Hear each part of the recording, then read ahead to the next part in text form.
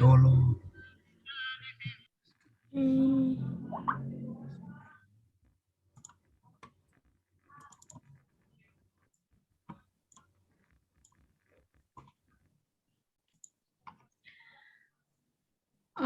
Oke. Assalamualaikum warahmatullahi wabarakatuh. Selamat malam teman-teman semuanya. Terima kasih sudah bergabung di rangkaian Etude webinar, yang mana pada malam hari ini kita kedatangan pembicara yaitu Kak Arya yang sudah bergabung di Zoom sesi ini.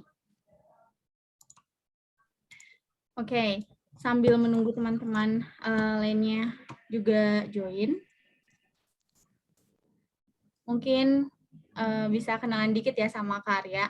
Jadi sebelumnya juga kami dari Etude mau mengucapkan kepada teman-teman Etudian dan juga Kak Arya yang lagi di Ireland, mengucapkan selamat menunaikan ibadah puasa Ramadan, karena sekarang kita juga sudah masuk di bulan Ramadan. Sebelumnya acaranya biasanya jam 8 mulainya, tapi karena berhubung ada kegiatan lainnya di Ramadan, Tarawih, jadi kita mulai 8.30.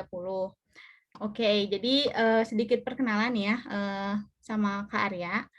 Nama lengkapnya itu Tubagus Aryandi Gunawan, biasa dipanggil Arya mungkin ya. Saya juga belum.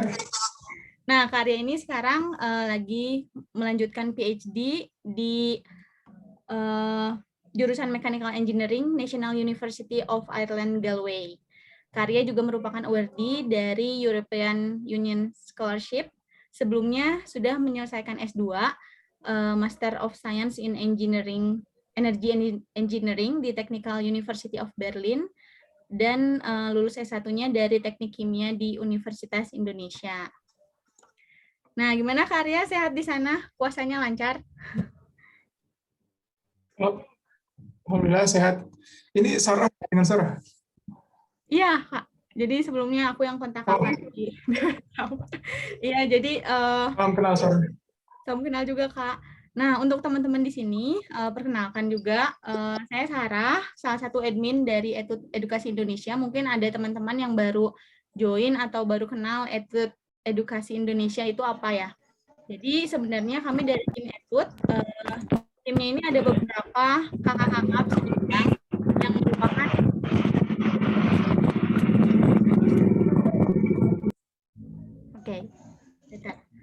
jadi kami tim Etude itu merupakan alumni dari kampus-kampus luar negeri yang sudah pulang ke Indonesia gitu, dan kami dari Etude meyakini bahwa dengan banyaknya kesempatan sekarang ada banyak beasiswa untuk kuliah di luar negeri itu bukan suatu yang tidak mungkin, dan sebenarnya adalah hal yang bisa diusahakan. Jadi di tim Etude kami di sini menyediakan banyak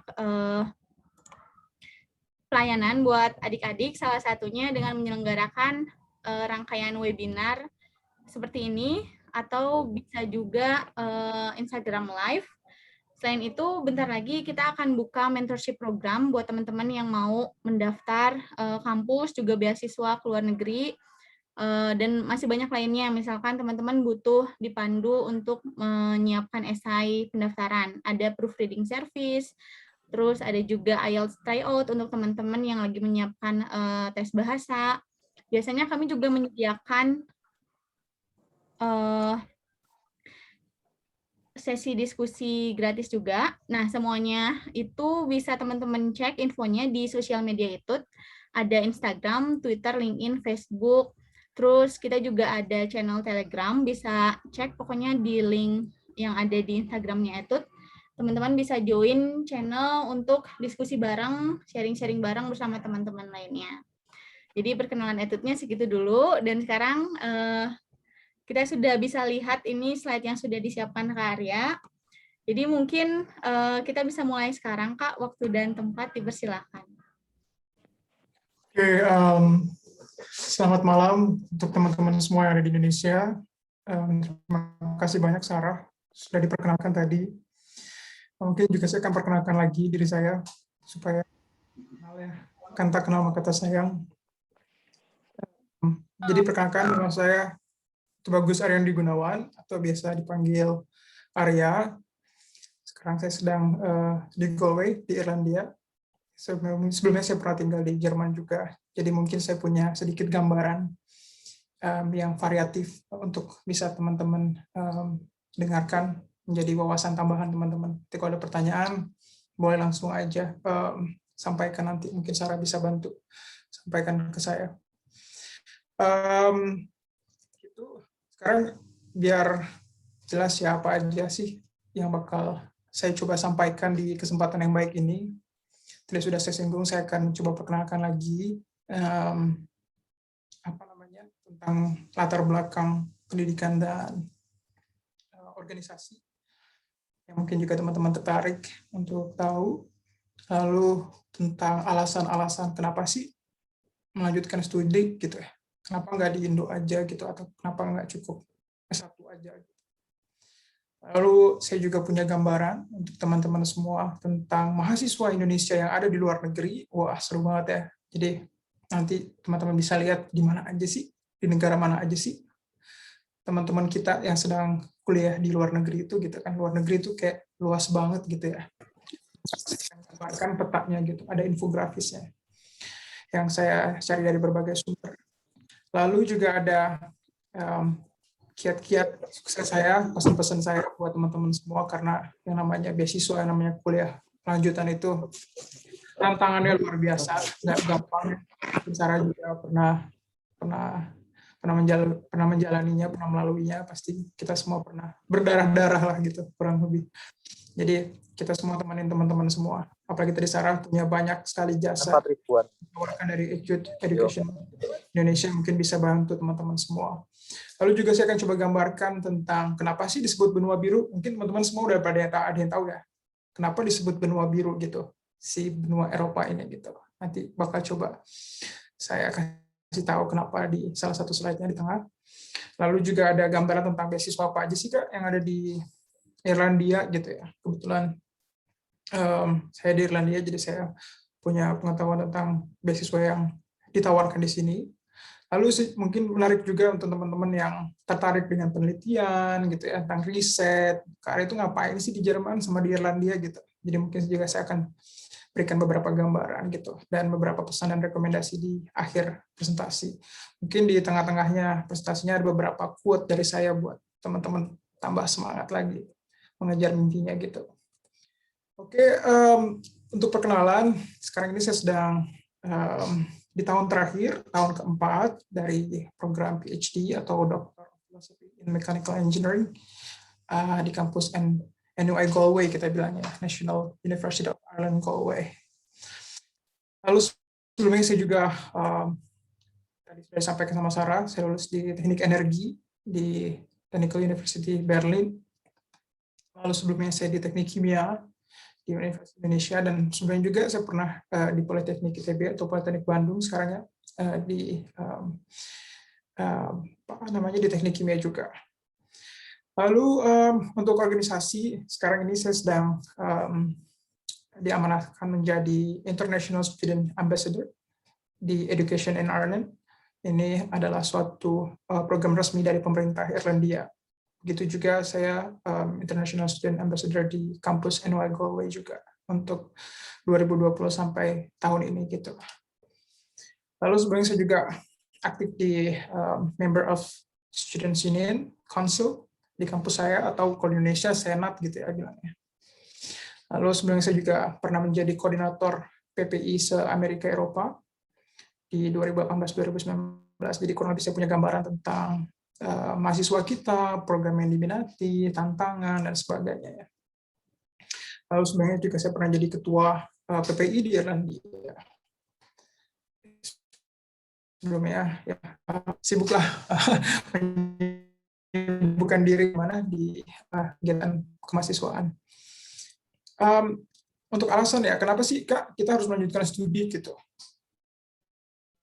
Kan udah asik gitu, nyaman gitu. Nah, emang di zona nyaman ya, ada lagunya ya, teman-teman semua tahu kan.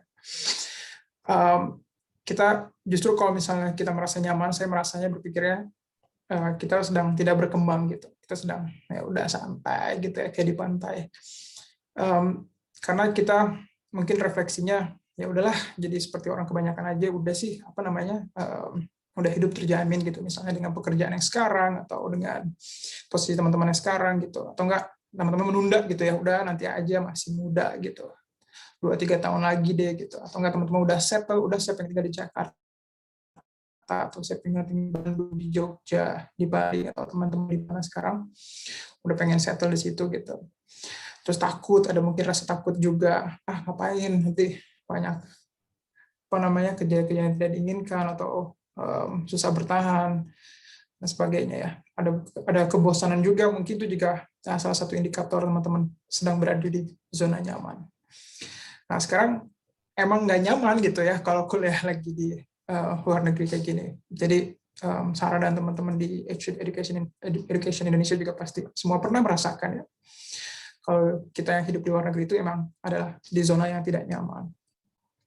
Karena di sini kita semua ngerjain sendiri ya, jadi saya bukan ngasih angin surga gitu di sini pasti enak segala macam, enggak, tapi kita building on our capacity, kita belajar semua manage dengan diri kita sendiri, manajemen waktu ya, kita pasti semua di sini masak sendiri, nyuci sendiri, karena siapa yang mau bantuin kita ya.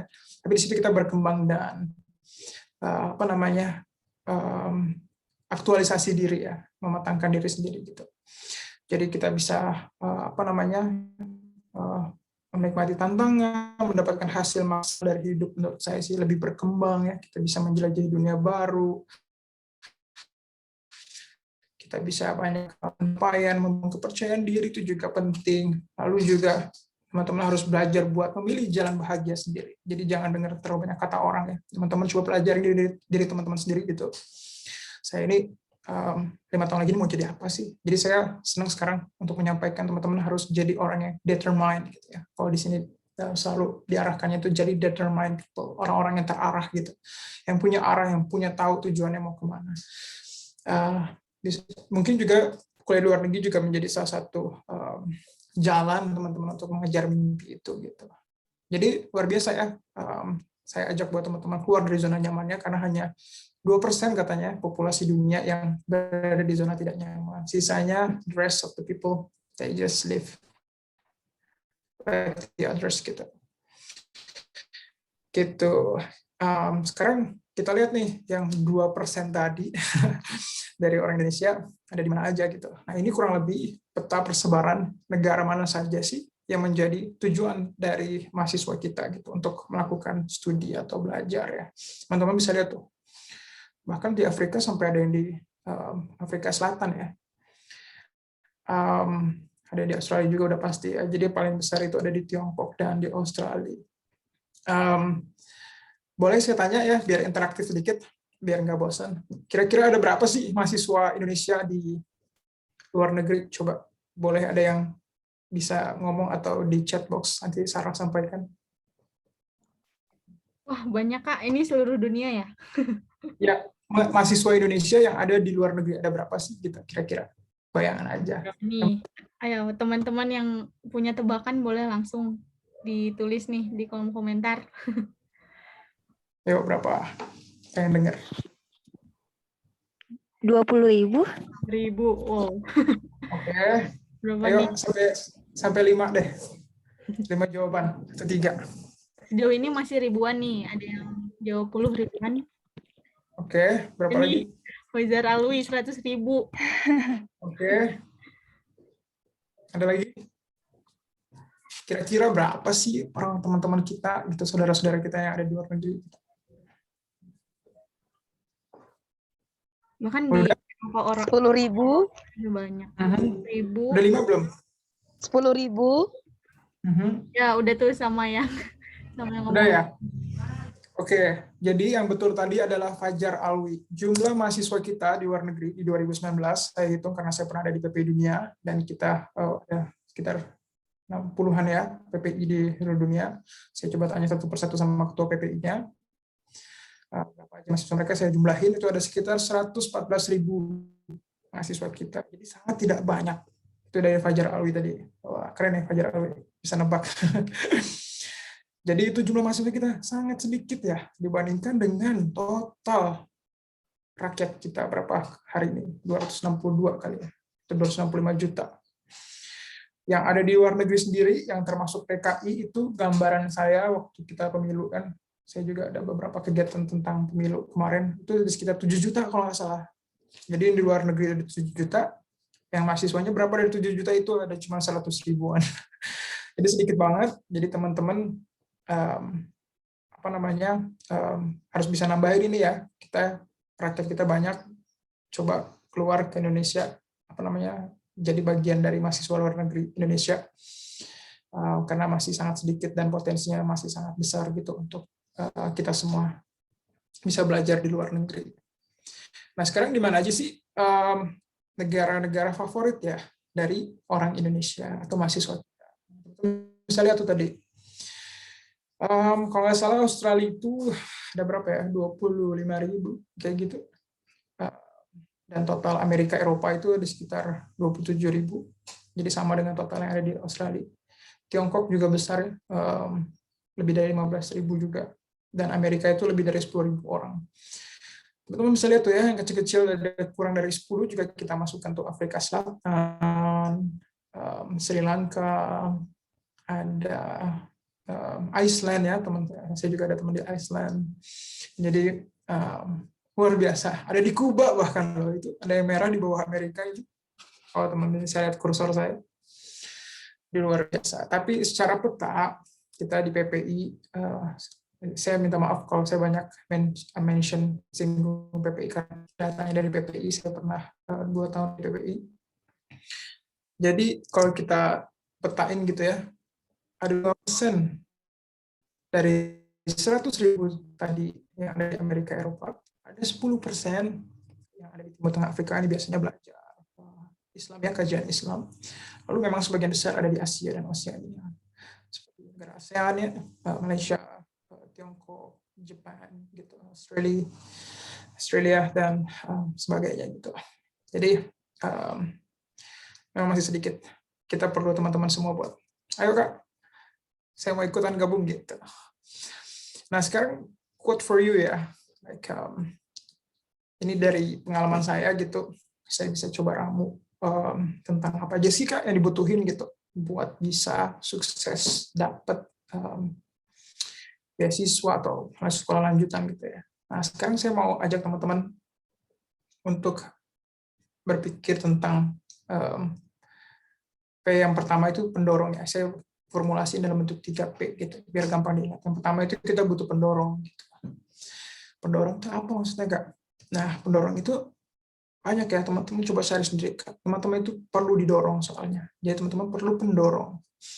Mulai dari merasa tidak berkembang, aduh jenuh Kak gitu. Wah Kak pengen tahu nih, misalnya Jerman kayak apa ya, Swedia kayak apa, alamaternya siapa, teman-teman di Etude Education Indonesia katanya fokus di Swedia juga ya. Lalu juga coba mencari inspirasi atau teman-teman gelisah. Jadi itu semua teman-teman kumpulin, teman-teman cari tahu sendiri. Itu adalah pendorong utama teman-teman. Jadi diibaratkan mobil bisa maju nggak tanpa bahan bakar? Enggak ya. Jadi mobil bisa bergerak dari titik A ke titik B karena dia ada bahan bakar. Itulah yang mendorong mobil ya. Bahan bakar itu yang dibakar melalui mesin segala macam jadi mendorong. Teman-teman butuh bahan bakar untuk berpindah dari titik A ke titik B, dari Indonesia ke negara tujuan, dari kampus sebelumnya ke kampus yang baru. Jadi coba cari tahu karena itu sangat penting gitu. Kalau pendorongnya nggak banyak atau nggak kuat, ya nanti takut saya berhenti di tengah jalan, nggak sampai ke titik tujuan teman-teman. Itu kenapa saya bilang perlu bahan bakar yang cukup, perlu bahan bakar yang kuat. Karena banyak yang udah ke Jerman pada pulang, nggak lulus. Karena pendorongnya saya pikir kurang. Itu kenapa saya tekanin penting banget, sangat penting pendorong ini yang utama. Teman-teman harus punya dulu alasan yang tepat untuk melanjutkan studi. Nanti mau ada badai, mau ada kendala kayak apa aja, kalau pendorongnya kuat, ditabrak semua. Jadi itu logikanya gitu, mindsetnya. Pendorongnya dulu harus jelas. Nah kemudian penarik nih. Nah di sini baru diwadahi oleh Etude Education Indonesia ya. Saya mungkin menjadi bagian dari penarik buat teman-teman semua. Dari mulai ada program studi yang menarik di luar negeri, pengalaman-pengalaman dari senior-senior yang bisa dibagikan yang teman-teman dengar gitu. Teman-teman juga tertarik untuk mengembangkan diri, teman-teman bahkan tertarik dengan musik, budaya, negara tertentu, Prancis, Jerman, unik-unik ya. Jadi itu semua adalah menarik. Karena berpindah dari titik A ke titik B, tentu karena tertarik kan sama titik B itu. Teman-teman mau cari makan karena memang tertarik mau dapat makanan karena lapar gitu kan. Penariknya adalah lapar dan pengen makan bakso di titik B misalnya kayak gitu. Jadi teman-teman harus punya penarik yang jelas. Oke, nah sekarang yang P yang terakhir adalah penolong. Nah, jadi sebenarnya saya nggak mau titik beratnya itu kayak, aduh kan ada beasiswa nggak? Kan di sini ada beasiswa nggak? Ada segala macam beasiswa. Kalau pendorong dan penariknya tidak jelas. Karena beasiswa itu saya kategorikan sebagai penolong. Bersama dengan doa keluarga dan bahasa. Jadi dia bukan bagian dari kesuksesan, dia hanya, ya betul ya, dia adalah bagian kesuksesan juga, tapi dia hanya menjembatani. Dia itu kayak jalannya mobilnya tadi untuk pindah ke titik A. Teman-teman punya jalannya. Jadi karena dia adalah penolong, pensupport gitu, teman-teman untuk berpindah. Supaya teman-teman, beasiswa itu kan living cost kan, buat teman-teman bisa makan, buat teman-teman bisa bisa membayar kuliah segala macam, bersama dengan doa juga.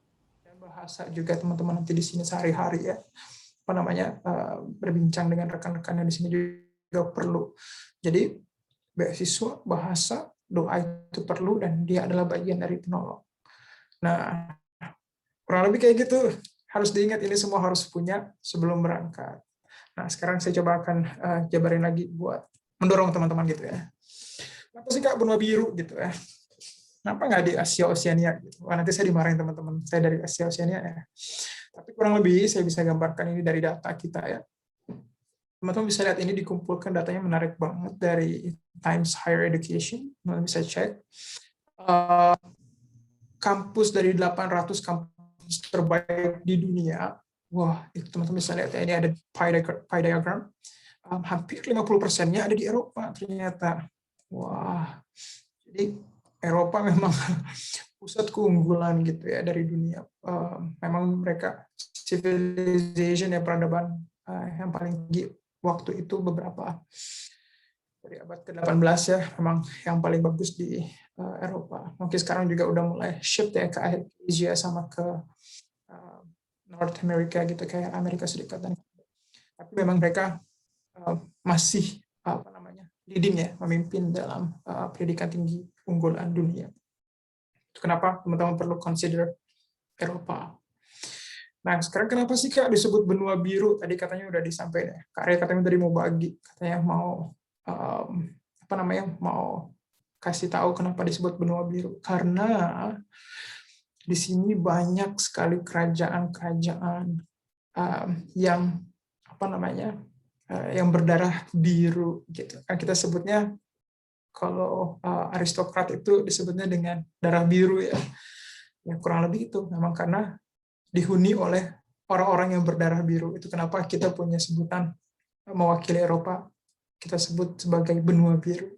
Kalian bisa lihat ya, yang sekarang masih eksis itu ada kerajaan Inggris yang kemarin ya Pangeran Philip baru meninggal. Hari ini kalau nggak salah ya mau ada funeralnya. Lalu juga ada kerajaan di Prancis, ada Roman Empire, macam-macam ya. Di Norway juga hari ini masih eksis. Di Spanyol ya, ada Khalifahan Umayyah dan sebagainya. Jadi memang sangat banyak mereka kayak Indonesia tempo dulu lah ya. Jadi kita juga banyak kesultanan ya. Kurang lebih juga kayak gitu. Jadi jarak antara London sampai Istanbul atau bahkan sampai Afghanistan itu memang sepanjang Indonesia, 5.000 km ya, 3 zona waktu. Itu kalau diplotin peta kita ke map ini emang sebesar Indonesia. Jadi beruntung kita masih satu bangsa walaupun berbeda-beda ya. Toh mereka juga akhirnya bergabung jadi Uni Eropa kan, karena untuk makin besar market size-nya dan biar makin gampang mengelolanya dari persaingan besar Tiongkok dan Amerika gitu. Mereka pun akhirnya gabung jadi Uni Eropa ya. Jadi kurang lebih kayak gitu. buat informasi teman-teman, menarik banget. Jadi mereka itu kayak ya rich of cultural heritage gitu. Jadi apa namanya, banyak banget yang bisa kita pelajarin untuk membuka mata kita semua. Lalu tentang Uni Eropa tadi sudah saya sempat singgung, mereka udah bergabung menjadi Uni Eropa. Sebelumnya mereka sebut dengan masyarakat ekonomi Eropa, seperti kita hari ini di ASEAN, masyarakat ekonomi ASEAN ya kita mulainya. Yang mungkin harapannya ujungnya kita bakal menjadi seperti Uni Eropa gitu, di mana masyarakatnya bebas berpindah. Kita kan nggak pakai visa ya kalau mau ke Singapura, Malaysia. Mereka juga mulai seperti itu dulu di 1970-an. Akhirnya mereka makin solid, makin erat dari setiap bangsa-bangsanya. Akhirnya ya udah deh, kita gabung gitu sekitar tahun 2000-an ya. Bahkan sampai mereka punya single market ya, apa namanya, tanpa pajak lagi gitu untuk perdagangan. Lalu mereka juga Schengen area, bahkan mereka udah nggak pakai border lagi, udah borderless gitu. Kalau misalnya mau berpindah dari Jerman ke Prancis, asal punya Schengen visa, teman-teman bisa pindah negara gitu. Dan juga mereka pakai mata uang yang sama, pakai euro ya. Ini teman-teman bisa lihat yang pakai euro ini yang warna ungu. Negara mana aja yang pakai euro. Jadi enak pakai euro. Kalau saya ke Jerman, saya ke Prancis, saya nggak perlu convert apa namanya currency lagi, udah pakai euro aja sama. Jadi bisa enak dalam beraktivitas ekonomi gitu. Itu keunggulannya dari Uni Eropa. Lalu kenapa Irlandia gitu ya? Karena saya sempat di Jerman, saya bisa sedikit bahasa Jerman. Tapi saya berpikir saya pengen ke yang English based country, tapi masih tetap di Eropa gitu. Di mana lagi kalau bukan di Inggris atau di Irlandia gitu. Tapi saya berpikir kalau di Inggris kan udah bukan Uni Eropa ya, udah Brexit gitu kan. Kira saya berpikir ya udah deh ke Irlandia gitu. Dan apa namanya? Ternyata Irlandia menjadi the last English based country in the European Union gitu. The rest of the countries in the European Union mereka pasti pakai bahasa masing-masing. Kalau teman-teman ke Prancis pakai bahasa Prancis, teman-teman harus pelajarin. Spanyol masih pakai bahasa Spanyol, Jerman bahasa Jerman, Polandia ke bahasa Polandia dan sebagainya. Kurang lebih kayak orang Indonesia lah. Kalau teman-teman ke Makassar ya pakai bahasa Bugis ya, Manado bahasa Manado, ke Medan bahasa Medan ya, walaupun mirip-mirip ya, tapi mereka masih punya bahasa daerah masing-masing gitu. Ke Aceh bahasa Aceh. Kurang lebih mirip kayak gitu bangsa-bangsanya. Tapi saya pikir saya mau bahasa Inggris, masih mau di Eropa ya, akhirnya saya ke Irlandia. Ini ya tadi, ini hanya buat tambahan aja gitu. Kalau orang di Irlandia itu disebutnya juga sebagai native speaker untuk bahasa Inggris ya, karena selain dari Inggris sendiri gitu. Yang lainnya, teman-teman bisa lihat teman-teman ngomong bahasa Inggris ya di Jerman, di Prancis, cuma teman bisa lihat tuh kemampuan mereka dalam menguasai bahasa Inggris tidak sebanyak orang di Irlandia dan di Inggris gitu. Mungkin yang jago-jago masih ada di Jerman, Prancis. Mungkin kalau negara-negara yang Spanyol gini, Portugis mungkin udah lebih sedikit yang kemampuan bahasa Inggrisnya setara dengan Inggris atau Irlandia seperti itu. Lalu yang menarik juga ya tentang pendapatan per kapita gitu. Of course nanti teman-teman kalau misalnya udah lulus pasti pengen dong kayak mau kerja sebentar, pengen punya experience buat kayak kerja di luar negeri gitu. Dan yang menariknya Irlandia itu negara kelima pendapatan per kapitanya tertinggi di dunia.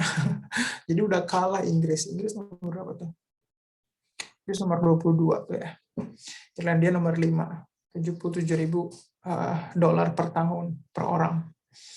Jadi yang paling tinggi ada Luxembourg, Swiss ya, Norway juga negara kaya.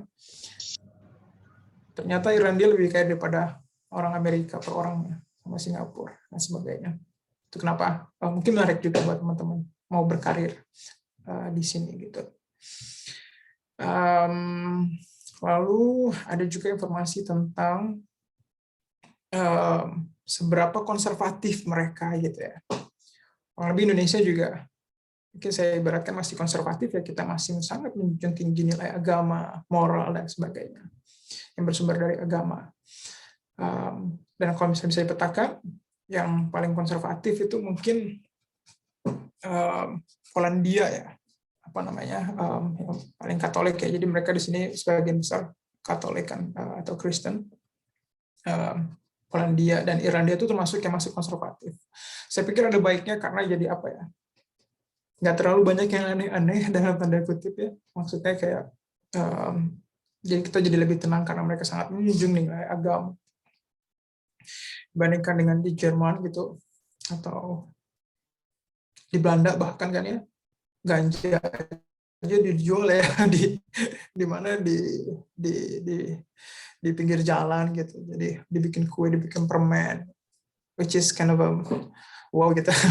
Menurut saya kayak civilization atau peradabannya kayak saya kurang suka secara pribadi gitu. Jadi saya lebih prefer yang masih konservatif karena jadi kayak feeling like home, you know, like kayak lebih nggak aneh-aneh, menurut saya lebih menyenangkan buat saya pribadi, mungkin juga buat teman-teman gitu. Jadi negara-negara konservatif mungkin bisa menjadi pilihan untuk teman-teman semua. Lalu the friendliest cities and countries of Europe gitu ya. Teman saya lihat nih, wah yang paling nyohip ya dalam tanda kutip. Itu bisa ada Amsterdam, London. Ini ada Laila ya gambar-gambar. Saya ke distract, sorry. Lalu ada London juga, ada Dublin itu nomor 3 yang mau saya sebut. Jadi dia termasuk kota yang bersahabat. Irlandia ternyata nomor 2 paling bersahabat. Wah, emang itu yang mau saya kasih tahu juga. Nggak banyak yang tahu kalau Irlandia itu chill ya dalam tanda kutip ya. Jadi mereka kayak apa namanya nggak terlalu serius orangnya gitu. Karena saya pernah di Jerman, wow, orangnya serius-serius. Well, mereka bisa bercanda, tapi kalau udah deket gitu, kalau yang ketemu di jalan segala macam ya udah gitu, pakai prinsipnya hidup lo, hidup gue gitu. Tapi kalau di Irlandia seru banget. Jadi kalau di jalan gitu kita keluar apartemen atau flat kita disapa, hi, how are you gitu. Which is kind of a similar with what happened in Indonesia gitu. Jadi kayak I feel really like in Indonesia kayak homey banget gitu ya. Kita juga kan tetangga, kalau kita keluar pasti ada senyum gitu ya. Sama Irlandia juga kayak gitu, yang pasti bakal bikin teman-teman betah. Kayak gitu. Inggris juga mirip kayak gitu yang saya dengar. Inggris juga bersahabat orang-orangnya. Lalu sekarang ada mungkin pertanyaan nih teman-teman ya, sebelum nanti nanya ke saya kasih tahu duluan. Terus di mana Kak kalau mau tahu kampus yang ada di Irlandia gitu. Teman-teman bisa buka website namanya Education in Ireland, atau mungkin nanti slide ini bisa dibagikan. Jadi tinggal klik aja link yang di bawah ini.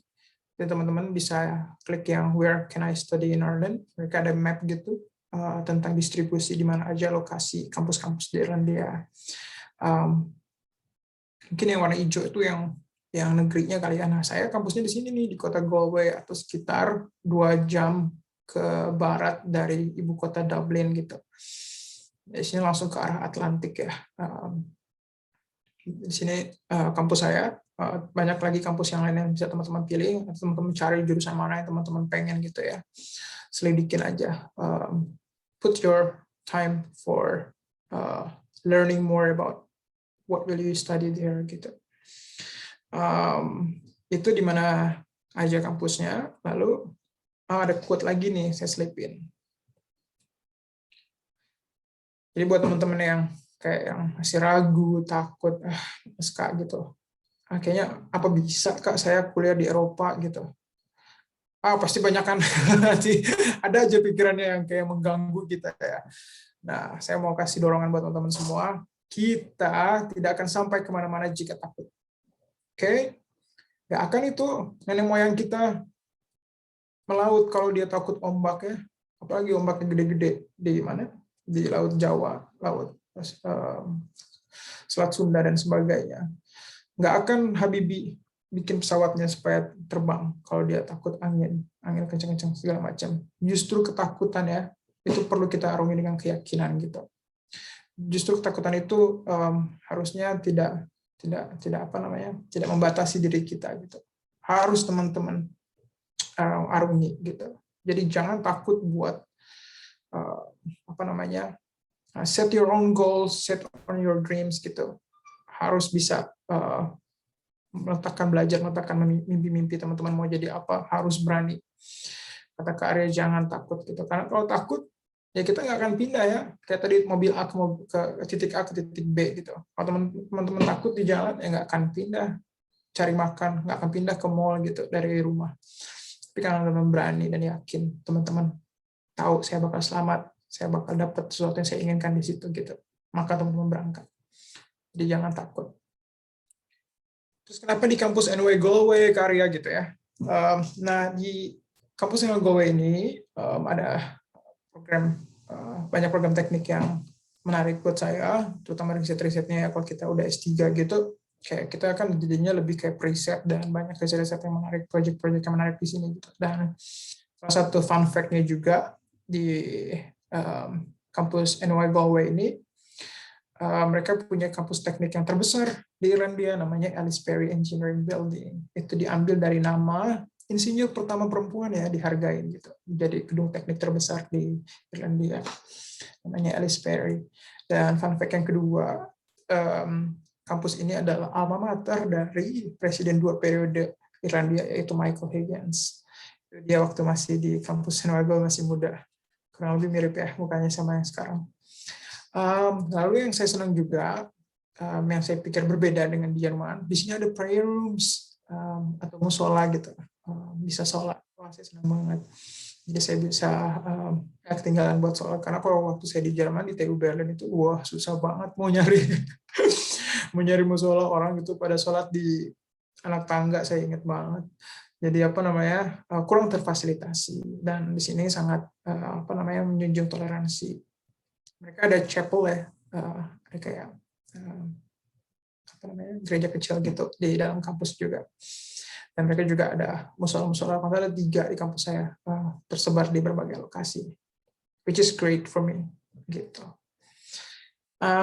Beasiswa nih sekarang, kalau teman-teman udah tahu, tadi saya arahkan buat pelajarin kampusnya ada apa aja, jurusannya ada apa aja.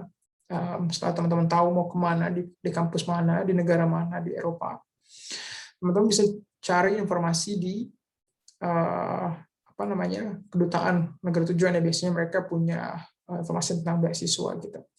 Lalu yang kedua, kalau nggak ada di kedutaan, bisa cari di website masing-masing universitas. Biasanya ada. Saya belum pernah nemu website kampus yang tidak kasih tahu beasiswa apa aja yang ditawarkan. Lalu yang ketiga, kalau nggak ada juga, bisa cari di website PPI setempat gitu, dari orang kita sendiri. Dia udah ada petanya ya, orang kita atau mahasiswa kita ada di negara mana aja, teman-teman bisa cek lagi nanti. Pasti mereka punya website PPI gitu. Aduh males Kak, website kayak it's so last year gitu, kayak kuno banget. Pasti ada mereka Instagramnya gitu. Jadi coba cari Instagramnya, follow DM-an gitu ya.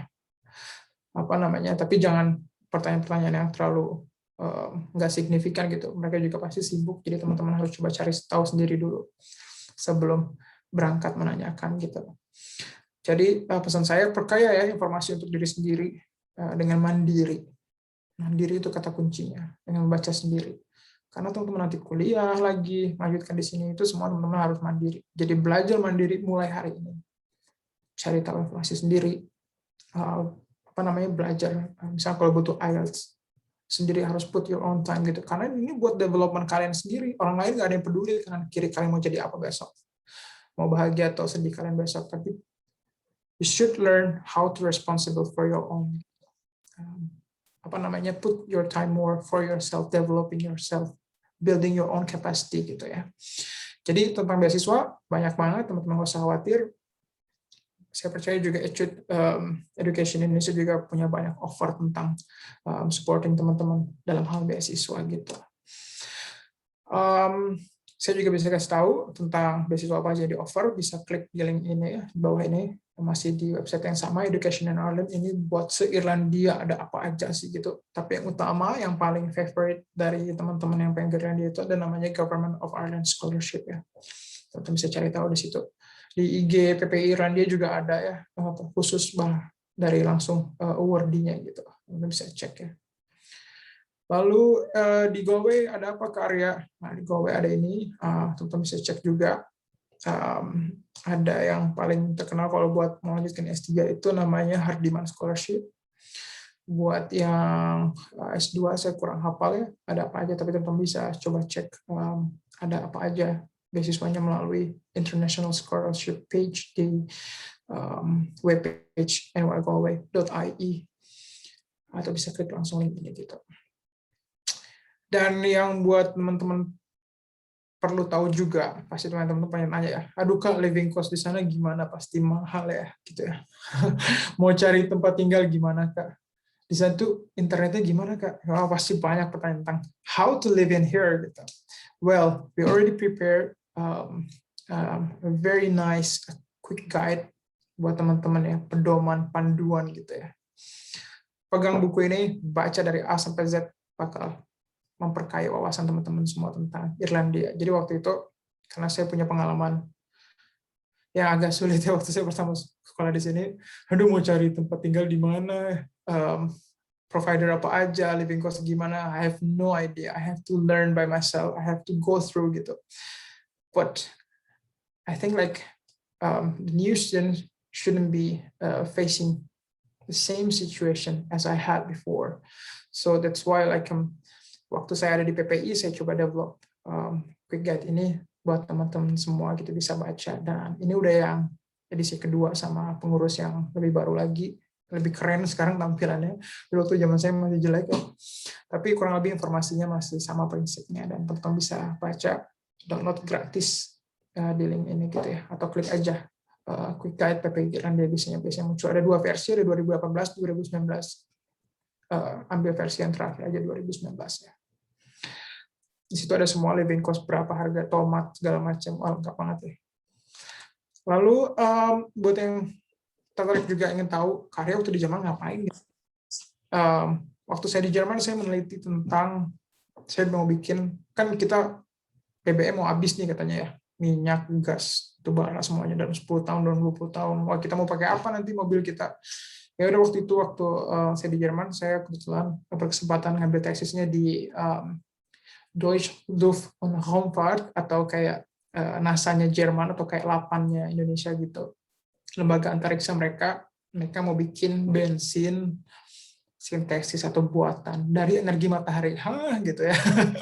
Gimana caranya Kak? Nah, ini kurang lebih, jadi mataharinya ditangkap, panasnya di satu titik yang sama pakai reaktor metal oxide, kita konversi air jadi hidrogen ditambah karbon dioksida, kita bisa bikin sendiri melalui teknologi khusus di sini gitu. Nah, ini apa benar Kak ada reaktor kayak gitu? Nah, ini ada tuh. Jadi ini reaktornya ada di Spanyol. Jadi apa namanya? Kita coba modelkan dari simulasinya. Menarik ya, apalagi engineering saya. Buat teman-teman engineering perlu banget lihat Jerman juga sebagai tempat studi. Lalu sekarang di Irlandia ngapain karya? Nah, Irlandia sekarang saya lebih ke arah penelitian hidrogen menjadi bahan bakar masa depan yang nol emisi tanpa karbon kan, hidrogen. Jadi kalau dibakar dia jadi air doang eksesnya gitu di knalpot. Jadi itu yang sekarang saya sedang kembangkan, hidrogen yang dibuat dari energi angin dan matahari untuk berbagai keperluan. Which is kind of nice, like to learn a lot of new things. Kayak waktu di Indonesia saya nggak kepikiran gitu, waktu di UI gitu, mungkin masih jauh ya. Jadi kayak waktu saya dari UI ke Jerman tuh, wah udah beda yang dibicarain gitu. Di dunia ngomongin apa, Indonesia ngomongin apa gitu. Jadi perspektifnya kayaknya bakal bagus banget buat teman-teman. In every single field, like I believe you will kind of you have a chance to upscale your own knowledge with a kind of a new perspective, new knowledge. Bagus banget. Jadi saya perlu dorong teman-teman semua untuk berangkat, untuk cari tahu ada jurusan apa aja yang menarik. Pesan dan rekomendasi sebagai kesimpulan ya, saya mungkin udah overlap, mungkin biar teman-teman nggak ngantuk juga. Soalnya yang terakhir saya coba simpulin, mulai temukan dan perkuat alasan untuk studi lanjutan. Apa tadi, bahan bakar ya, pendorong gitu, harus ada, harus kuat. Lalu yang kedua, mulai perbanyak pengalaman bekerja, mungkin ya beberapa tahun di Indonesia. Itu juga membantu ya, karena saya pernah kerja di Krakatau sebelumnya, sebelum saya berangkat ke Jerman. Itu juga membantu karena di program saya kebetulan membutuhkan pengalaman kerja setidaknya 2 tahun. Jadi jangan ada waktu kosong, jangan kasih kendor teman-teman jangan males gitu ya. Harus bisa cari pengalaman yang bagus untuk CV teman-teman gitu. Karena pasti sangat berharga dan dihargai di sini. Lalu mulai investasi waktu ya dalam penguasaan bahasa kedua, ketiga dan seterusnya ya. Karena itu sangat membantu dan sangat dihargai di sini teman-teman. Apalagi kalau teman-teman nanti kerja di organisasi internasional itu pasti diminta bahasa selain bahasa Inggris gitu. Gitu. Terus mulai perbanyak membaca ya. Apa aja baca itu. Jangan narrow minded, harus open minded. Information can be from everywhere. Jadi jangan cuma nonton YouTube, atau jangan cuma baca berita online, cuma baca novel, cuma baca biografi, baca semua. Karena itu semua adalah informasi yang akan memperkaya perspektif cara teman-teman melihat gitu. Dan itu juga akan membantu nanti teman-teman bikin motivation letter gitu ya. Karena pasti bakal dibutuhin motivation letter. Jadi teman-teman tuh kenal sama dunia hari ini dan dunia besok 10 tahun ke depan gitu. Yang bakal bisa bantu teman-teman sukses untuk ke depannya gitu. Jadi pesan saya harus terus baca. Lalu yang berikutnya, mulai tentukan pilihan ya. Yang saya tekankan itu berdasarkan jurusan tujuan ya. Karena saya pernah waktu di Bandung, waktu di Goethe ya, belajar bahasa Jerman. Kamu nanti mau di kota apa di Jerman? Segitu terus. Kenapa nanyanya di kota apa gitu? Kayak maksudnya saya maunya jurusan apa harusnya gitu. Jadi kotanya ngikutin jurusan gitu. Karena belum tentu kota yang saya mau offer jurusan yang saya mau. Padahal saya pengen jalan atau jurusan tadi itu yang saya pengen tuju itu adalah jurusannya kan, bukan kotanya gitu. Jadi cita-cita saya misalnya mau ke B, jurusan atau jalannya itu adalah si jurusan tujuan teman-teman sekolah itu gitu. Yang mungkin nggak ada di semua kota. Jadi menurut saya jurusan itu penting banget karena itu yang bakal nanti nempel atau paling dihargain 5, 10, 15 tahun kemudian yang bakal terus ada di CV teman-teman. Nggak ada nama kotanya. Jadi itu yang bakal terus membekas di pengalaman teman-teman semua. Yang bakal building your own capacity. Jurusan penting banget gitu. Itu yang bakal ngebentuk teman-teman Kak. Itu kayak apa ya? Kayak pancinya gitu. Teman-teman dimasak di situ di jurusan itu gitu. Nah, outputnya apa? Tergantung pancinya, tergantung jurusannya. Jadi penting banget.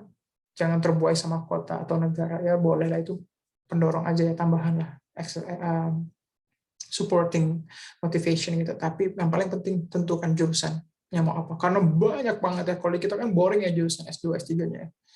Kalau saya teknik mesin, lagi teknik mesin, lagi teknik kimia lagi. Tapi kalau di Jerman bisa disebutnya teknik manajemen mesin gitu misalnya. Terus ada lagi dan itu digabung ekonomi mesin apa gitu. Jadi atau energi gitu, manajemen energi. Jadi variatif banget gitu. Mereka tuh ngebuka banget, open minded banget.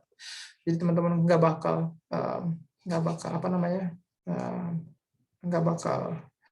bakal bosen gitu nyari jurusan di Eropa. Pasti banyak banget yang menarik.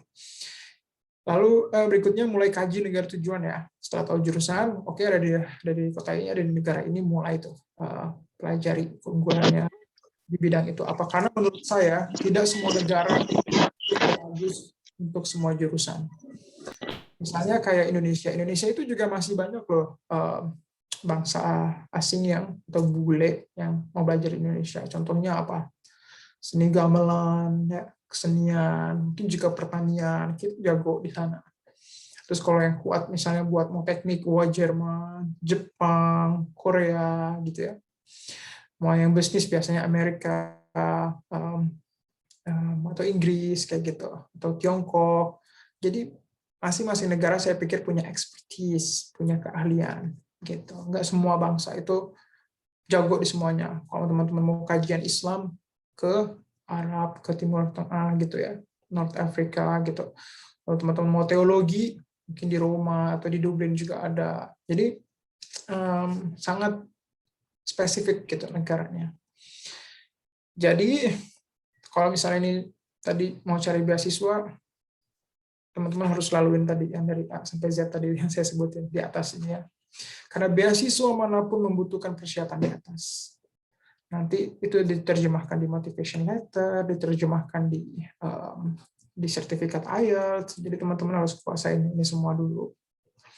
Baru nanti beasiswa apa aja nanti insya Allah teman-teman bisa dapat gitu. Apalagi kalau teman-teman udah punya pendorong yang kuat, tadi saya tuh udah tekanin mau mogok nanti mobilnya, mau nggak diterima beasiswa, mau nggak diterima di kampus mana, kalau udah pendorongnya kuat, ditabrak semua pasti insya Allah suatu hari akan dapat gitu. Terakhir nih quote dari saya, ketika malas atau putus asa ya pasti pernah, kita semua manusia biasa. Saya cuma kasih dua pesan saya, ingat lagi alasan-alasan apa saja kenapa dulu dimulai. Itu lagi bete ya, udah kak, udah malas banget nih, ditolakin mulu gitu. Tapi ingat lagi, kenapa dulu gue mulai ya kayak gitu. Biasanya nanti termotivasi lagi, bangkit lagi si bahan bakar yang mendem itu gitu. Lalu yang kedua yang saya anggap penting juga, pegang prinsip selalu selesaikan apa yang sudah dimulai ya. Jangan pernah meninggalkannya. Harus belajar bertanggung jawab atas apa yang kita pilih, atas apa yang kita mulai. Kurang lebih kayak gitu. Oke, ada pertanyaan? Saya persilakan. Terima kasih. Oh, oke. Makasih banyak Kak Arya untuk sharingnya, informatif dan bermanfaat banget. Terus dengan quotes-quotesnya ngasih banyak inspirasi juga pastinya untuk teman-teman di sini yang lagi nonton. Jadi sekarang kita akan masuk ke Q&A session. Udah ada beberapa yang raise hand sama ada pertanyaan di kolom komentar. Mungkin kita coba kasih kesempatan dulu untuk Nur Azizah yang sudah raise hand ya. Silakan langsung. Iya, terima kasih Kak atas kesempatannya. Suara saya kedengeran nggak ya? Iya, Dengerin ya. Oke. Selamat malam Kak Arya. Selamat siang di sana. Ya, saya Azizah. Saya dari Makassar. Saya mau tanya Kak. Jadi gini, saya sekarang lagi di posisi pengen lanjut studi S2. Rencananya ke luar negeri. Tapi di satu sisi saya dikasih pilihan untuk daftar PNS.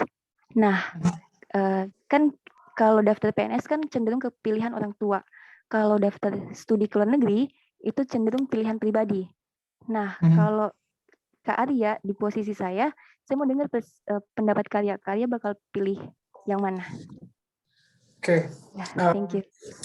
Terima kasih Azizah. Itu pertanyaannya keren banget. Semua orang mungkin pernah ngalamin. Bingung kan mau pilihan saya atau pilihan orang tua gitu. Jadi mungkin dari cerita saya mungkin ya saya bisa kasih pengalaman saya, mungkin juga bisa Azizah membantu untuk Azizah memilih gitu. Jadi saya pengennya ada win-win solution, semuanya dapat gitu. Saya jadi apa yang saya mau, orang tua saya senang atas pilihan saya. Sebenarnya kan kita kalau milih Azizah milih PNS kan untuk nyenengin orang tua sebetulnya kan gitu. Jadi saya pengennya dua-duanya senang, dua-duanya tercapai gitu. Jadi waktu itu saya nggak diizinin buat kuliah ke Jerman sama orang tua saya, sama ibu saya gitu ya. Jadi ngapain kamu ke Jerman bla bla bla bla. Wah, bete kan ya. Jadi disuruh di Indonesia aja gitu. Tapi akhirnya saya cari tahu kenapa dia nggak setuju. Mungkin ada alasannya A, B, C, D ya, kita list down. Ada salah satu alasannya yang waktu itu saya ingat, karena takut saya luntur agamanya. Takut saya nggak kuat lagi imannya dan sebagainya. Akhirnya saya coba ajak dia nonton film. Waktu itu lagi ada ya, film 99 Cahaya di Langit Eropa lah, film Habibie lah, segala macam. Yuk mah kita nonton yuk. Ke 21 ya waktu itu namanya. Kita nonton bareng ya, akhirnya dia kebuka matanya. Oh, ternyata di Jerman waktu itu di Austria ya, yang 99 Cahaya itu ada Islam gitu. Ini kebetulan saya agamanya Islam, jadi waktu itu saya coba buka gitu matanya tentang masih bisa kok iman itu dijaga, tergantung kitanya gitu. Kira-kira perlahan dia kasih setuju untuk bisa saya lanjut kuliah ke Jerman. Jadi kayak gitu Aziza. Jadi coba cari tahu dulu. Berarti saya pikir orang tua pengen PNS itu mungkin pengennya ada jaminan ya, ada jaminan hidup gitu. Mungkin Aziza bisa lebih kreatif dari saya untuk meyakinkan orang tuanya supaya bisa berangkat ke luar negeri. Jadi orang tuanya juga tenang gitu, karena kita perlu doanya ya, perlu doa orang tua yang tadi tidak setuju. Jadi jangan dinegasikan juga mentah-mentah. Jadi tetap kita ajak ngobrol, kita buka pikirannya, lagi makan malam, lagi apa, hal-hal kecil gitu yang sekreatif kita bisa arahkan ke bisa setuju dengan apa yang kita pilih. Karena menurut saya Aziza harus terus berjuang dan berjuang untuk meraih mimpinya Aziza. Karena Aziza tadi udah determine, tapi saya maunya ke luar negeri gitu Kak. So I think Aziza udah determine, udah tahu dia mau kemana, tinggal butuh supporting aja nih yang belum ada. Dan itu memang realitanya kayak gitu. Kalau kita mau dapat apa yang kita mau memang sangat gak gampang ya. Mungkin juga ada hikmahnya nanti Aziza bisa sangat menghargai atas kalau misalnya Aziza udah teraih mimpinya. Dulu perjuangannya nggak gampang gitu. Jadi go through ya, terus harus perjuangin buat kuliah luar negeri, karena saya yakin itu bisa banyak kasih perubahan yang lebih baik buat Aziza. Kurang lebih kayak gitu Aziza, saya pakai case study dari masalah saya sendiri. Oke, thank you Kak. Ya, sama-sama. Thank you so much. Oke, semoga menjawab ya untuk Aziza, dan terima kasih juga Kak Arya, jawabannya sangat membuka wawasan banget gitu, karena mungkin hal-hal semacam tadi juga dirasakan oleh banyak orang yang nggak cuma Aziza.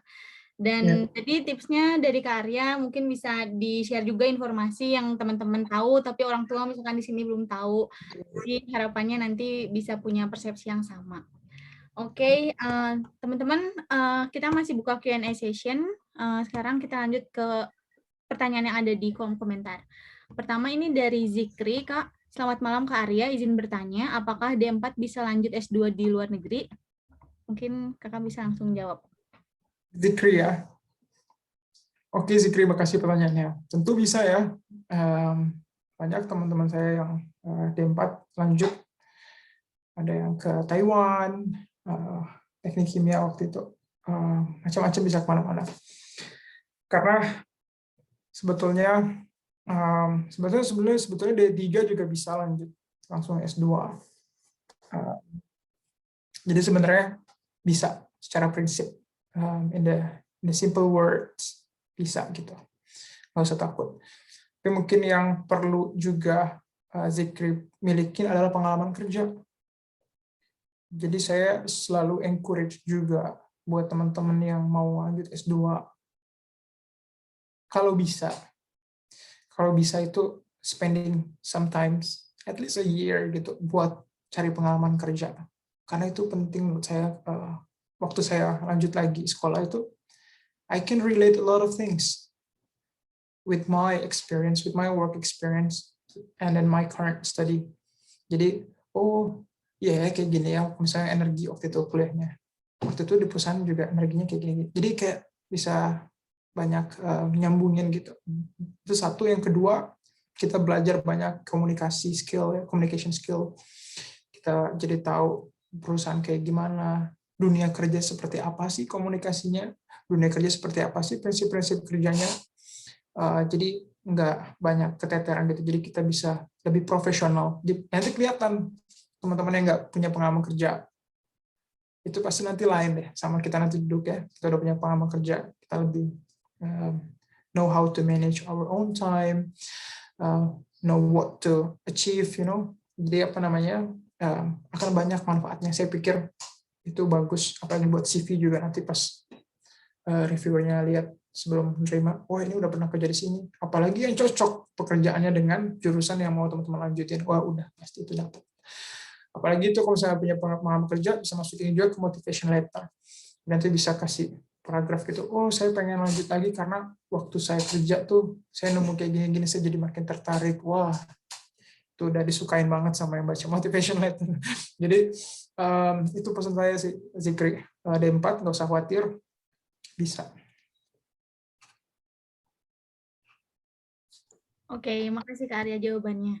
Kita lanjut lagi ke pertanyaan selanjutnya. Ini dari Jelly. Selamat malam waktu Indonesia Kak Arya. Terima kasih ilmunya, sangat menginspirasi. Saya Jelly, lulusan S1 dan S2 Antropologi. Saya mau melanjutkan S3 jurusan filsafat, Kak. Apakah memungkinkan bagi saya melanjutkannya di Irlandia? Apa saja yang harus saya persiapkan untuk langkah awal mendapatkan beasiswanya, Kak? Terima kasih. Boleh langsung dijawab, Kak. Oke, tadi siapa namanya? Dari Jelly. Jelly ya, Jelly. Makasih pertanyaannya. Jelly, filsafat ya. Itu setahu saya ada di kampus Trinity College Dublin, nanti bisa cek ya. Di sana itu salah satu kampus yang terbaik di Irlandia, disebutnya Oxford-nya Irlandia, TCD namanya.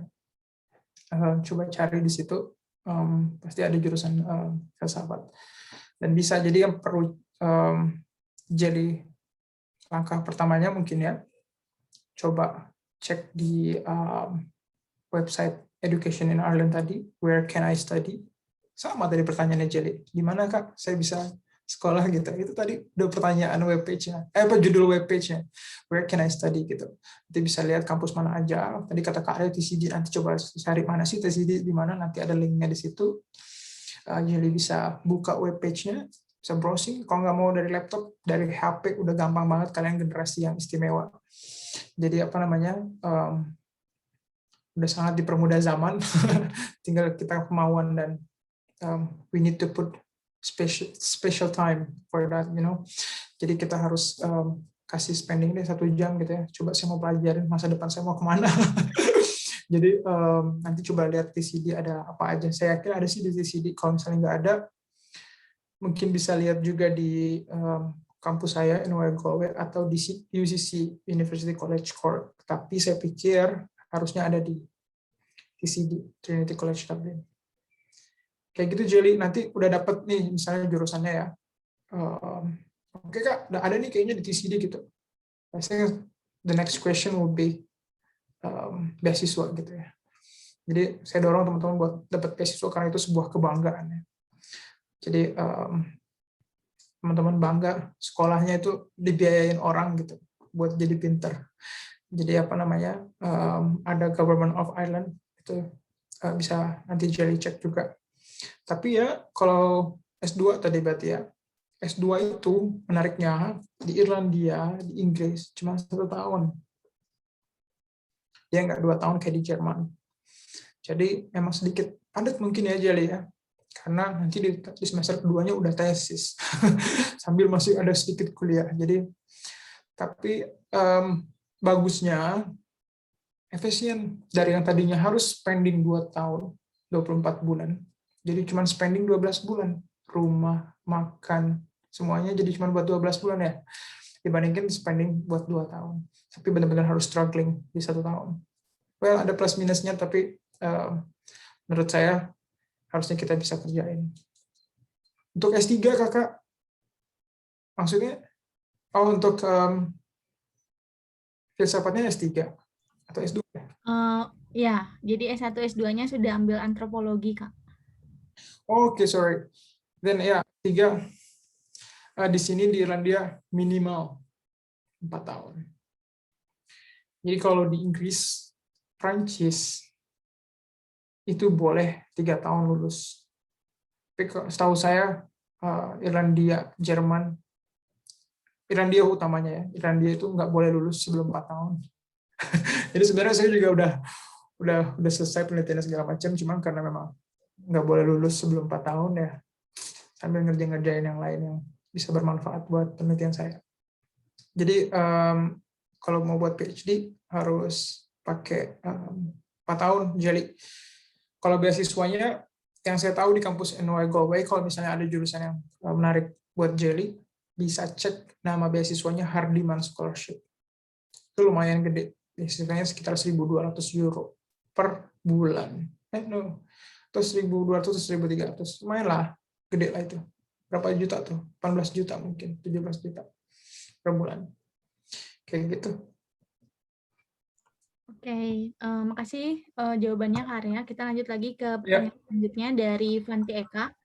Selamat malam Kak Arya. Ini mungkin malam waktu Indonesia ya. ya. Boleh share-kah tantangan saat studi di TUB atau mungkin tantangan studi keseluruhan mungkin ya, boleh di-share Kak. Oke. Ini buat yang mau ada pertanyaan lagi, mungkin kalau misalnya nggak ada di sini, saya share Instagram saya ya. Atau nanti nomor telepon saya juga bisa saya share di sini. Buat Technical University Berlin, tantangannya kalau nggak lulus 3 kali by DO. Mungkin nggak sekejam itu ya kalau di Irlandia, tapi kalau di Jerman kejam. Jadi banyak banget mahasiswa kita kan ada sekitar 4.000 ya di Jerman. Itu yang pindah jurusan di tahun kedua atau ya tahun pertama karena dia nggak bisa lulus gitu. Akhirnya harus pindah jurusan. Jadi banyak lika-liku mahasiswa kita di mana di Jerman, dan mereka ketat kan untuk di Jerman dalam hal nilai gitu. Dia harus benar-benar, belum lagi banyak yang mentalnya belum solid gitu, kayak dari Indonesia di Jerman akhirnya keasikan main kanan kiri, nggak belajar, tujuan utamanya lupa, terbuai dengan dengan semua yang ditawarkan di Jerman. Akhirnya banyak yang pulang. Jadi waktu itu saya pernah ada di asrama di Berlin, ada satu orang yang waktu masih S1, saya tanya kemana dia, kok nggak kelihatan lagi, pulang ke Indonesia. Jadi akhirnya saya coba tanya juga sama ketua PP-nya, ini terakhir lagi, memang hampir setengahnya yang S1 ya, itu harus pulang ke Indonesia karena nggak lulus. Jadi bukan perkara gampang, dan saya bilang nothing is taken for granted ya, jadi nggak ada yang bisa dijamin ya dalam hidup. Udah dapat Jerman pasti bakal lulus, enggak. Jadi jadi banyak banget tantangan. Apalagi ya kalau di Jerman S1-nya kan biasanya yang dipilih sama masyarakat atau mahasiswa kita yang berbahasa Jerman, karena itu gratis ya di banyak negara bagian. Kampus di Jerman itu gratis sekolahnya, dibiayai negara, tapi dalam bahasa Jerman. Mungkin jadi kendalanya mereka harus mikir lagi, dosen yang ngomong bahasa Inggris nangkepnya susah, keluar lecture, keluar kuliah tuh bingung nangkep apa. Jadi mungkin banyak banget tantangannya. Tadi karena nggak kuat penolongnya ya, bahasanya nggak kuat. Jadi penolongnya juga harus kuat. Jadi memang harus didalami, belajar bahasa Inggrisnya harus matang, karena itu bakal dipakai tiap hari, bahasa Jermannya bakal dipakai tiap hari, bahasa Perancisnya bakal dipakai tiap hari. Jadi bahasa apapun pengantarnya nanti untuk sekolah harus benar-benar dipegang gitu. Ya mungkin ya nggak mungkin lah 100%, Kak. Saya kan bukan native gitu. Ya at least 75% mungkin kayak gitu. Bisa pede buat percaya diri. Kurang lebih kayak gitu gambaran perkuliahan di Jerman. Oke, makasih Kak. Lanjut nih, ada pertanyaan terkait tips 3P yang tadi Kak Arya sampaikan. Ya. Ini pertanyaan dari Nia, terkait pendorong tadi, bagaimana untuk meyakinkan orang tua agar mimpi kita tetap terwujud, Kak? Sedikit cerita, saya dari kampung dan izin dengan ortu untuk studi lanjut susahnya minta ampun. S1 saja banyak drama, Kak. Lalu bagaimana ya, Kak, untuk tetap bisa lanjut studi KLN dengan keadaan ortu seperti itu? Silakan, Kak. Boleh. Ya, itu luar biasa ya. Jadi memang susah ya, karena dari segi mindset, perspektif, kita udah beda generasi ya. Mungkin mereka generasinya baby boomers kan kita bilangnya. Generasi yang udah beda banyak parameter sudut pandangnya. Itu juga dengan orang tua saya dan orang tua kita semua. Sangat berbeda generasi kemarin dengan hari ini gitu.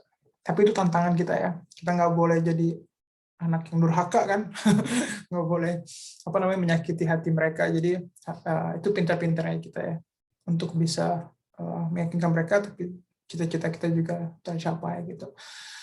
Jadi mungkin Nia bisa mulai yang pertama bisa mulai membagikan jadikan dia partner kita diskusi ya. Jadi bukan partner minta izin, tapi partner, hey mommy gitu, ini adalah masa depan saya yang saya lihat mungkin bisa membantu saya untuk meraih masa depan saya, untuk bisa bikin saya begini. Itu harus dikasih pengertian yang more than usual gitu, lebih dari yang biasanya gitu ya. Jadi harus jangan business as usual, atau di sini biasanya bilangnya harus yang extraordinary, harus yang banyak pemahaman gitu. Nanti juga bisa dijelaskan kalau kuliahnya nanti dari beasiswa, nggak akan nyusahin, atau mungkin nanti juga harus dijelasin satu persatu, harus dikasih list ya. Saya mungkin nggak bisa struktur kasih jawabannya, cuma maksud saya nggak bisa terstruktur menjawabnya, maksud saya, tapi harus dibikin poin-poin. Ambil kertas nih ya, tulis apa aja yang kamu pikir menjadi barriers buat orang tuanya kasih izin gitu. Pasti A sampai Z kan ada tulis semuanya. Nanti kamu di kolom keduanya kamu coba kasih opsi apa aja yang bisa kamu lakuin ya. Kayak tadi misalnya kasih pengertian segala macam, akan ada beasiswa. Mungkin juga nanti dikasih contoh, cari misalnya teman yang pernah keluar negeri ke negara mana, atau juga mungkin saudara, atau juga mungkin siapa aja yang dia pikir relevan, yang bisa nyangkut ngelink gitu ke orang tuanya. Oh iya ya, benar juga ya. Pasti saya yakin juga ada teman orang tuanya yang mungkin jauh ya, atau siapalah kenalan segala macam yang ada di luar negeri. Cerita itu coba dicari lagi alasan-alasan kayak gitu yang bisa bantu mereka memahami itu. Terus apalagi ya gitu ya. Jadi alasannya dikasih tahu, tadi penolongnya beasiswanya ada apa aja, penariknya juga dikasih tahu, dijelasin. Jadi dia partner, kita kerjasama buat dia bisa bantu doain kita, karena kita perlu juga doanya kan. Jadi jangan sampai berangkat tanpa izin, saya nggak rekomendasi, karena itu salah satu dari penolong. Gitu nih ya, mungkin bisa lebih spesifik nanti bisa WhatsApp ke saya kali ya, saya kasih nomor WhatsApp sebentar. Boleh Kak. Lengkap banget pertanyaannya. Semoga Nia juga sambil catat ya tadi jawaban dari Karya. Soalnya jawabannya tadi udah lengkap banget. Kontak Kak Arya juga nanti akan dikasih. Ya. Oke, thank you Kak. Kita lanjut ke pertanyaan selanjutnya dari mana nih? Dari Hoizar Alwi. Kak izin bertanya, apakah Kak Arya pernah mengalami putus asa saat S2 atau S3, dan bagaimana cara mengatasinya sehingga Kakak semangat lagi? Terima kasih. Ya, Fajri lagi ya? Hoirul Alwi ya? Atau panggilannya Fajri mungkin? Oh, Hoirul Alwi. Ya. Ya, tadi Hoirul Alwi saya kasih di akhir slide saya ya. Tentu ya saya pernah kayak bete gitu. Saya kasih di sana di chat. Jadi ada dua. Kalau saya gitu putus asa ya. Lagi tesis kan, nulis panjang, kayak kangen juga, belum lagi ya, sering banget sama kangen sama keluarga, sama makanan Indonesia. Saya nggak jago masak, jadi kangen bakso, kangen sate. Sesederhana itu bahagia. Jadi akhirnya belum lagi dingin ya, salju emang dikira enak, fotonya doang yang bagus. Jadi kalau misalnya dirasain minus menggigil banget. Tapi udah banyak banget tantangannya, nggak gampang. Ada tesis, ada kerjaan, ada assignment, tugas, otomatis putus asa, it's like everywhere ya. Tapi kayak balik lagi, kayak yang saya ingat lagi, kenapa lu dulu mau berangkat gitu. I'm asking myself, I'm challenging myself gitu. Akhirnya jawab, oh ya karena saya pengen sukses, saya pengen raih mimpi saya segala macam kayak gitu. Terus yang kedua, saya punya prinsip, soalnya saya harus menyelesaikan apa yang pernah saya mulai, apa yang sudah saya mulai. Saya nggak mau menggantung itu, karena saya punya saudara yang selesai kuliahnya, atau yang nggak jelas junjungannya, perkuliahannya. Menurut saya itu nggak bagus gitu. Jadi kita semua harus selesaiin apa yang udah kita mulai. Kayak gitu, Hawi. Oke, makasih Kak jawabannya. Kita lanjut lagi dari Muhammad Muhid. Selamat malam Kak Arya, saya Muhid S1-nya Tek Ilmu Kelautan, izin bertanya terkait beasiswa S2 luar negeri. Apakah ada regulasi tertentu terkait penerimaan beasiswa luar negeri di Britania Raya bagi mahasiswa dari Asia, khususnya Indonesia? Oke, jadi yang diminta specific requirement gitu. Iya, untuk beasiswa luar negeri di Britania Raya untuk S2. S2. Well, saya juga, saya pernah dapat offer ya, namanya kalau kita udah disetujuin dapat diterima itu namanya letter of acceptance ya, LOA. Tapi mereka juga kadang sebutnya sebagai offer letter gitu.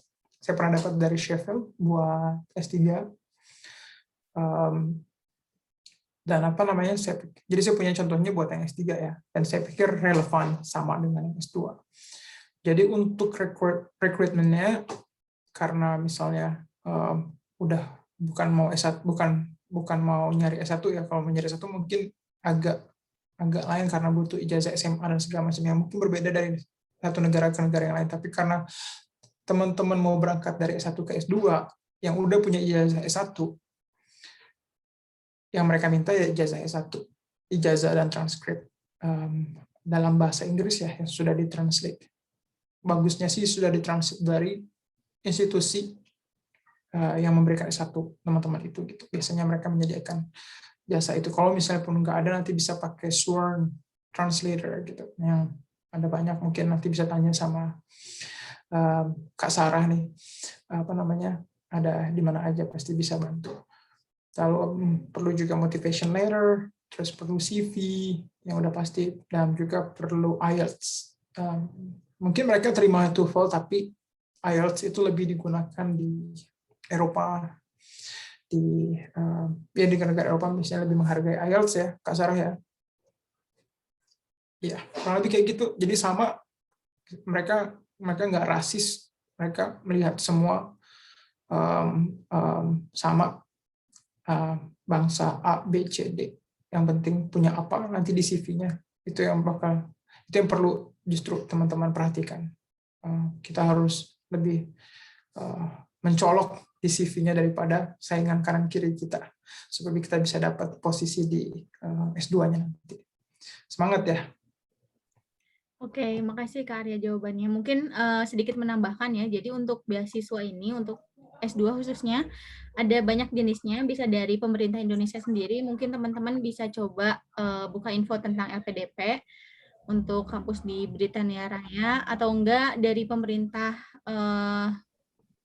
universitas tujuannya, misalkan dari pemerintah di Ireland, atau ada juga pemerintah dari Swedia, ada SCSGP, ada juga dari beberapa perusahaan, dan juga beasiswa kampus. Nah, masing-masing dari itu tentunya persyaratannya kalau secara umum mirip-mirip, tapi kalau khusus untuk misalkan pendaftar untuk Indonesia sendiri, biasanya memang tidak terlalu membeda-bedakan. Jadi nanti untuk teknisnya bisa langsung ke website pemberi beasiswa, atau langsung tanya dulu ke admin Etut ya. Oke, semoga menjawab jawabannya. Kita lanjut lagi, ini dari Jelly juga. Satu lagi pertanyaannya, Kak, apakah saya bisa bertanya mengenai beasiswa di Irlandia lewat email Kakak, atau apakah bisa lewat DM? Terima kasih. Oh, ini udah dijawab ya, bahkan langsung dikasih WhatsApp. Nah, untuk teman-teman, tadi informasi dari Kak Arya bisa langsung di-save, ada Instagramnya, @tbarya, dan juga nomor WhatsApp-nya. Berarti sudah diizinkan untuk langsung tanya ya, Kak? Boleh, semua boleh. Thank you. Next, dari Zahra Katrina. Izin bertanya, Kak, tadi Kakak bilang di Jerman jika nggak lulus langsung DO. Itu emang langsung DO tanpa remedial atau gimana, Kak? Nah, kalau di Italia gimana sistem penilaiannya? Thank you. Ya. Jadi yang tadi saya bilang 3 kali. Ya, jadi kasih kesempatan buat ikut lagi semester depan gitu ya. Jadi kesempatan remedial ada, tapi terbatas, nggak seumur hidup ya, boleh remedial. Jadi apa namanya, kasih 3 kali. Kalau nggak juga bye gitu. Itu langsung DO. Nah, dianggap tidak qualified, nggak mampu. Tapi dikasih kesempatan kita untuk belajar. Karena kita semua manusia ya, mungkin dia lagi sakit atau kitanya lagi nggak fokus. Tapi kesempatan itu perlu kita kasih kedua, ketiga gitu. Beda maksimalnya kesempatan dikasih. Kayak gitu. Oke, next pertanyaan terakhir sepertinya dari Afifa Aurelia. Assalamualaikum Kak, waalaikumsalam. Saya dari teknik arsitektur ingin bertanya, apa bedanya teknik di benua biru dengan di negeri singa? Wah, udah pakai istilah dua-duanya nih. Terdapat beasiswa full agar bisa meringankan beban orang tua.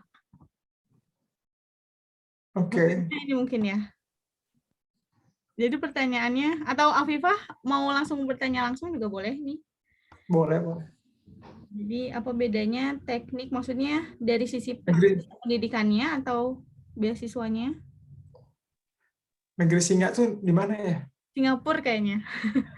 Oke. Nggak di singa soalnya. Di benua biru. Gimana Afifah? Masih join kah? Atau mungkin boleh dijawab dari sistem pendidikannya mungkin ya, kalau secara umum benua biru di Eropa dengan Singapura yang notabene masih Asia gitu. Iya. Well, kalau Singapura saya nggak punya background atau justifikasi saya untuk ngasih pernyataan atau pendapat. Jadi saya bisa coba kasih gambarannya di benua biru ya. Kalau di benua biru teknik arsitektur ya pasti kalau Afifah lihat pasti banyak banget ya kampus yang offer teknik arsitektur. Dan pasti menarik-menarik banget gitu karena mereka di sini arsitekturnya luar biasa kan. Terutama di Prancis, di Jerman, segala macam. Apa namanya? Saya juga punya teman yang ambil arsitektur. Yang menariknya itu waktu itu dia ambil internship di Jerman. Internship, kalau udah liburan summer, musim panas, kita bisa jalan-jalan padahal bisa liburan, tapi dia ambil internship di firma arsitektur Jerman. Karena kita orang Indonesia biasanya etos kerjanya bagus ya. Kita apa namanya? Kalau kerja disiplin, jujur dan sebagainya. Jadi dia ditawarkan posisi permanen, belum lulus waktu itu. Jadi udah dia lulus, udah dia langsung kerja lagi ke firma yang sama waktu dia internship. Jadi banyak banget peluang untuk arsitektur. Dan waktu dia kuliah, dia memang nggak dapat beasiswa karena waktu itu dia S1. Jadi kuliahnya gratis, dibayarkan negara. Tinggal biaya hidup nih gimana. Nah dia kerja kerja Sabtu Minggu di apa namanya di kayak bikin crepes gitu, makanan gitu. Dan di sini boleh kerja di Jerman, di Eropa. Ada maximum hours-nya, kalau nggak salah 20 jam per minggu. Kalau 1 jam dibayar 12 euro, kalian sendirilah. Jadi bisa dapat berapa ratus euro, dan itu harusnya cukup untuk makan dan biaya tinggal. Nanti cari coba yang gabung atau sama teman, nanti kan bisa tergantung situasi ya. Tapi tentu yang saya bisa rekomendasikan, itu tadi cerita ya, bukan rekomendasi saya, tapi yang bisa saya rekomendasikan adalah dengan beasiswa.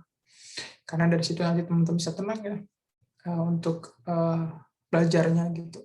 Kalau misalnya mau cari tambahan ya bisa kerja, cuma kalau misalnya enggak pun saya udah dapat dari beasiswa saya gitu. Nah biasanya beasiswa itu saya bisa gambarkan seperti piramida. Kayak gini, terbalik ya. Jadi piramida beasiswa itu. Kalau buat S1 itu sedikit. Karena teman-teman masih dianggap masih belajar, proses masih belajar. Udah agak S2 ya agak lumayan deh. Agak banyak. Kalau mau nyari buat S3, wah itu udah yang paling besar tuh. Banyak banget offernya, terutama tekniknya. Banyak banget dibutuhkan gitu. Offer scholarship, pasti Kak Sarah juga pernah ngalamin. Nah, sedangkan demand atau yang mau daftar itu kebalikan piramidanya kayak gini.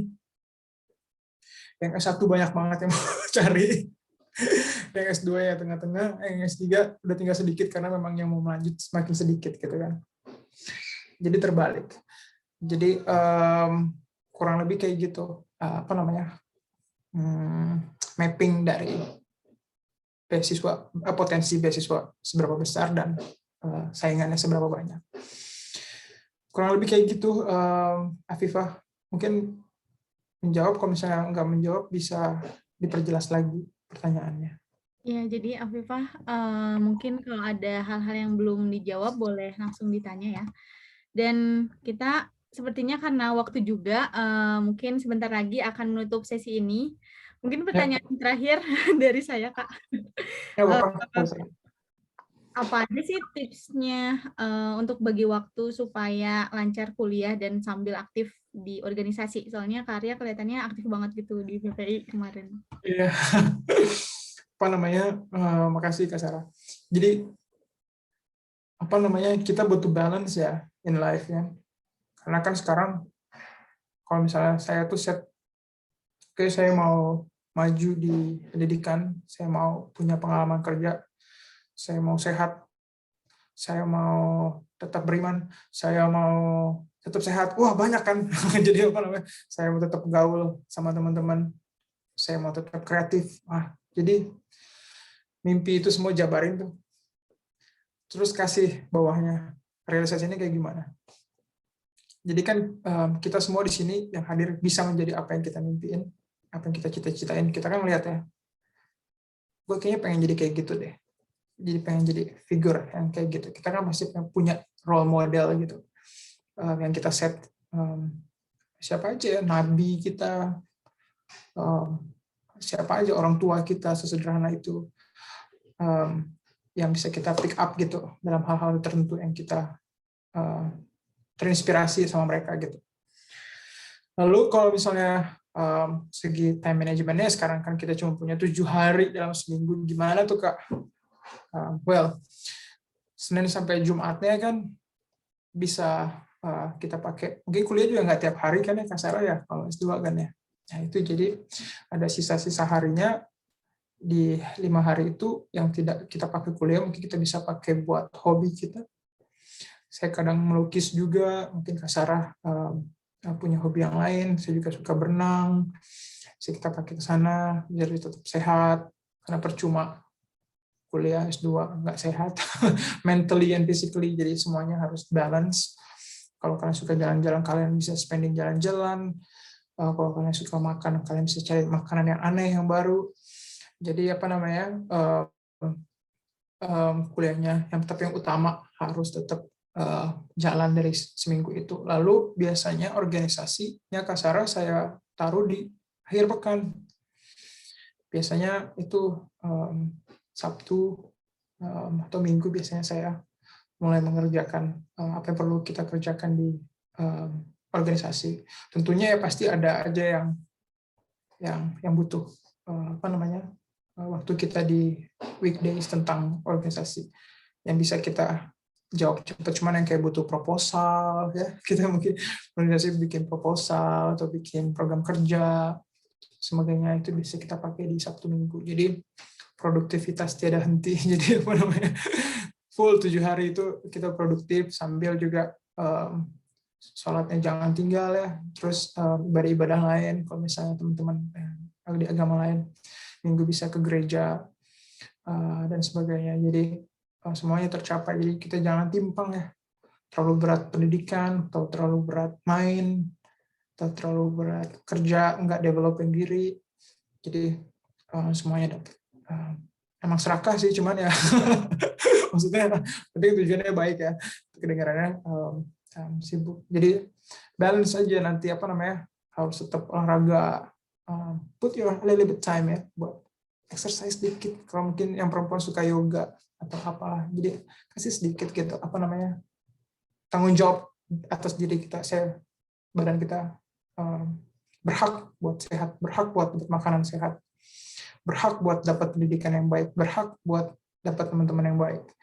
Jadi kita harus bertanggung jawab sama diri kita sendiri. Kurang lebih kayak gitu Kak Sarah. Wah, makasih banyak nih jawabannya. Semua jawabannya mantap-mantap semua, Kak. Semoga teman-teman juga di sini yang tadi bertanya, semua pertanyaannya terjawab. Jadi makasih banyak Kak Arya buat sharing informasinya, pengalaman, tips-tipsnya, praktikal semua. Makasih juga buat teman-teman yang sudah join ya. Sebelum ditutup, mungkin boleh minta tolong dinyalakan kameranya. Kita foto dulu untuk kenang-kenangan sesi ini nih sama Kak Arya. Boleh yang masih pakai mukena nggak apa-apa. Jadi kita coba. Oke. Ya, silakan teman-teman yang sudah bergabung boleh dinyalakan sebentar kameranya untuk sesi foto. Ya, oke. Terima kasih yang sudah buka kamera. Kita tunggu bentar lagi ya sampai lebih ramai nih yang buka kameranya. Puasanya berapa jam lagi nih Kak di sana? Sini bukanya jam 8.30. Jam 8 malam bukanya. Berarti sehari berapa jam nih? Masih 4 jam setengah lagi. 4 jam setengah lagi. Oke. Ya, udah lumayan banyak yang buka. Saya coba foto dulu di slide pertama ya. Boleh siap-siap. 1, 2, 3. Oke, sebentar. Slide kedua. 1, 2, 3.